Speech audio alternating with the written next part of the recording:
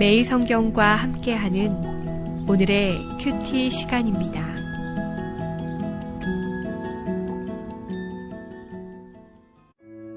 (4월 13일) 오늘의 말씀은 레위기 8장 22절에서 36절입니다.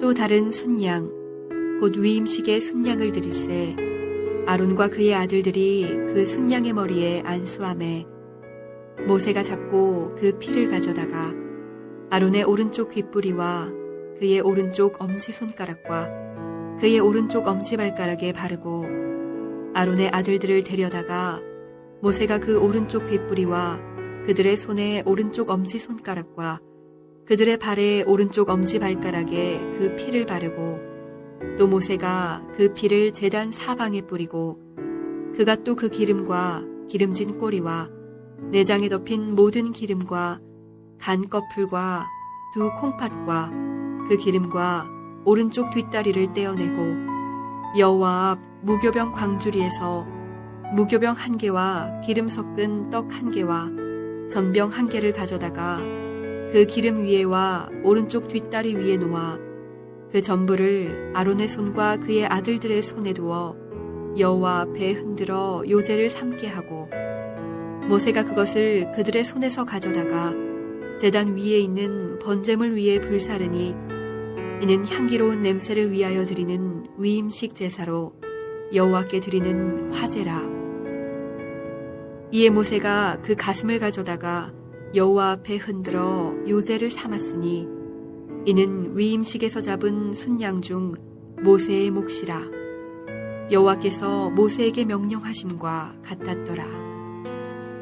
모세가 관이와 제단 위에 피를 가져다가 아론과 그의 옷과 그의 아들들과 그의 아들들의 옷에 뿌려서 아론과 그의 옷과 그의 아들들과 그의 아들들의 옷을 거룩하게 하고 모세가 아론과 그의 아들들에게 이르되 내게 이미 명령하시기를 아론과 그의 아들들은 먹으라 하셨은즉 너희는 회막문에서 그 고기를 삶아 위임식 광주리 안의 떡과 아울러 그곳에서 먹고 고기와 떡의 나머지는 불사를 찌며 위임식은 이레 동안 행하나니 위임식이 끝나는 날까지 이레 동안은 회막문에 나가지 말라.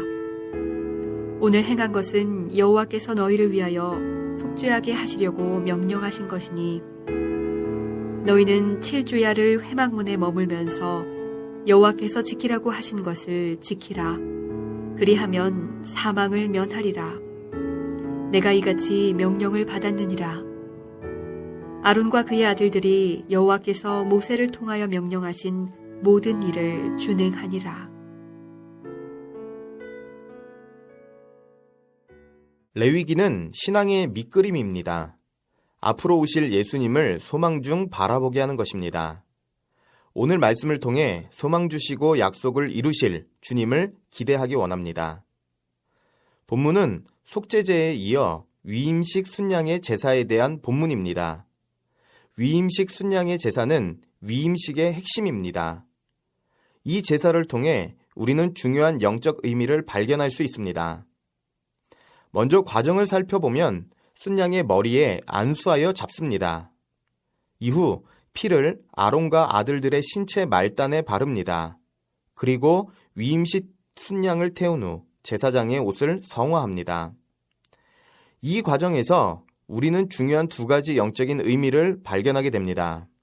첫째, 하나님의 말씀에 순종하는 삶을 살아야 한다는 것과 둘째, 날마다 새로운 은혜를 기대해야 한다는 사실입니다. 먼저 우리는 하나님의 말씀에 순종하는 삶을 살아야 합니다. 제사장 위임식에서 아론과 아들들은 순양의 피를 바르게 됩니다. 23절 말씀을 보면 오른쪽 귓뿌리, 손가락, 발가락에 발랐다고 말합니다. 오른쪽에 발랐던 이유는 간단합니다. 오른쪽이 당시에 선호하던 쪽이었기 때문입니다. 오히려 귓뿌리, 손가락, 발가락에 의미가 있습니다. 피를 바른 귀는 제사장이 하나님의 음성을 들을 수 있도록 항상 귀 기울여야 함을 말해줍니다. 세상의 소리보다 하나님의 말씀을 더 크게 들어야 하는 것입니다. 뿐만 아니라 엄지손가락은 하나님의 일을 지속적으로 수행하는 능력을 의미하며 발가락은 오직 하나님의 길을 걸어가겠다는 거룩한 다짐을 말합니다.